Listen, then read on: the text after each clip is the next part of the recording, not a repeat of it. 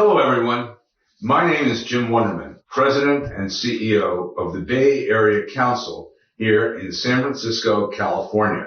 I'm honored to be part of the Hengqin Global Forum and to have this opportunity to discuss one of my favorite topics, the future of the Bay Area's innovation economy.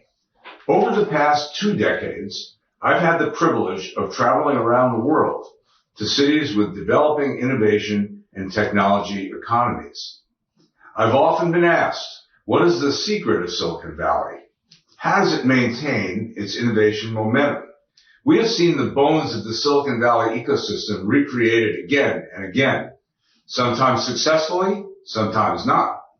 We've heard many times about a city or a region being the next Silicon Valley. However, my travels have led me to the conclusion that the next Silicon Valley is in fact Silicon Valley. Our region's innovation momentum is not only driven by our educational institutions, incubators, or established technology industries, but by our appetite for risk and for our willingness to change the rules of how business is done, even as we write them. As the current template for innovation and entrepreneurship is stamped out across the world, the Bay Area is building a new Silicon Valley with an engine of new industries that will tackle the very biggest challenges of the 21st century. Over the course of the last 15 years, the Council has also had a dedicated China initiative due to the unique economic importance of China to Silicon Valley.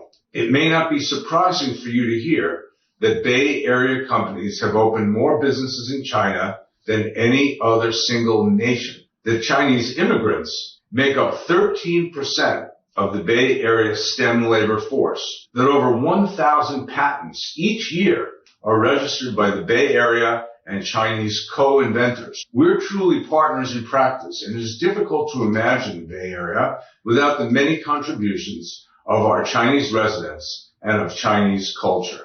I also oversee the Economic Institute of the Bay Area Council. Our institute is responsible for the research that determines the course of the Council's policy work. Cooperation between the public, private, and academic sectors is at the heart of everything we do, and it is a fundamental relationship that makes our innovation-driven economy possible. Now, this is only one of the underpinning mechanisms of our region, a critical piece, but not the sole foundation, which leads me now to the focus of my speech today. How does Silicon Valley maintain its innovation and momentum? Well, 6 years ago, I was visiting the offices of Facebook, now called Meta. The Facebook campus was beautiful, well-designed, fun, exciting. However, one thing stood out to me more than any of the well-appointed facilities. As we walked down a corridor between buildings, we stopped in front of an old, out-of-place door from the previous building that the campus replaced. The corporate logo for Sun Microsystems was printed on it. I, of course, asked my guide why that door was there, and he replied that Mark Zuckerberg wanted to keep it in place to remind himself what happens to companies that don't innovate. They fail. I think that sums up the culture that truly drives Silicon Valley. More than anything, what drives us is a rejection of stagnation. Private equity managers and venture capitalists in the Bay Area will eagerly stake billions of dollars investing in companies that may never reach profitability so long as they never stop innovating, so long as they keep growing. Nothing hinders the pursuit of new ideas like stagnation and comfort. It is the Bay Area's paradoxical culture of open collaboration and hyper-competition that maintains our innovation momentum. So, what is next for Silicon Valley? Which economic engines will deliver the next class of unicorns? I can only guess, of course, but I would bet on the emergence of 2 industries to lead the way. The first, synthetic biology, or SynBio. This industry may well represent the largest number of underinvested, market-ready technologies of any tech sector. For those unfamiliar with it, SynBio refers to the science of engineering microorganisms to produce valuable products or raw materials as a byproduct of their metabolism. In short, it is quite possibly the manufacturing paradigm of the future. Microorganisms can, in theory, make many of the things that industrial processes currently manufacture, from flavors and fabric to foods and fuels. Supply might no longer be constrained by the availability of raw materials. Companies can engineer and manufacture a near infinite quantity of things, cell by cell, from scratch. Half a gram of cattle muscle could create as much as 4.4 billion pounds of beef, more than Mexico consumes in an entire year. Synthetic biology promises to replace many of our high-emission manufacturing and agricultural processes with low-emission fermentation processes. It can even reverse damage to the environment with microbes designed to remove contamination from soil. With global investment in these technologies expected to reach a modest $13.9 billion this year, there is clearly a lot of room for growth. So why do I believe Silicon Valley will lead the way in commercializing this industry? Because it already is. Synthetic biology was made possible here in the Bay Area with the development of the CRISPR-Cas9 gene editing tool at the University of California, Berkeley, the foundational technology that the entire industry is built on. In the years that followed, Silicon Valley companies like Bolt Threads, Amyris, and Impossible Foods became the vanguard for the industry, followed by Mammoth Bioscience and Ginkgo Bio. In just the last few years, synthetic biology has begun to reshape the eastern side of San Francisco with the rebuilding of the Mission Bay district as a hub for the biotech industry.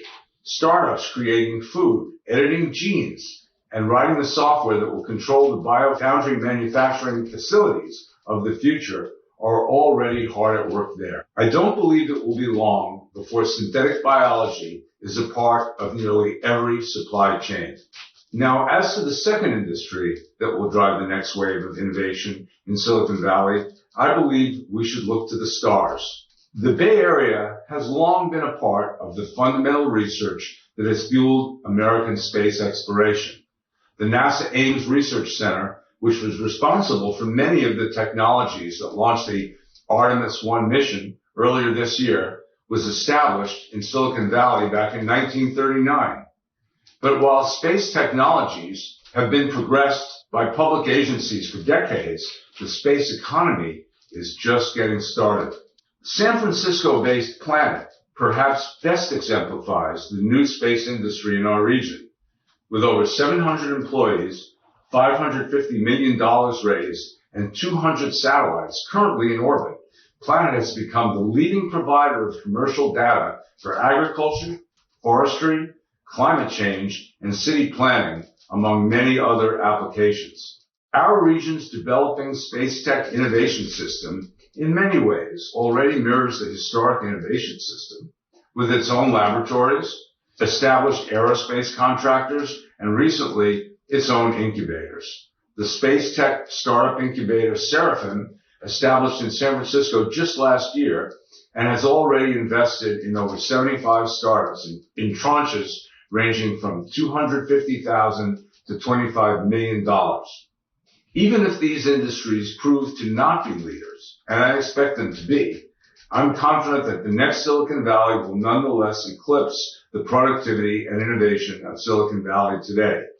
And this will be thanks to the continued cultures of growth and collaboration. This is why I look forward to a future of cooperation between our region and all the representatives of the Hengqin Global Forum here today. By working together, we can spark imagination and creativity, unleashing new discoveries. In doing so, I believe we can bring the best that these innovations can deliver to address the most challenging issues of our time. I very much look forward to my next visit and hope to see you all in 2023 on our first delegation in 3 years. Thank you so much for your invitation to be here today. I am sure the Hengqin Global Forum will be a complete success.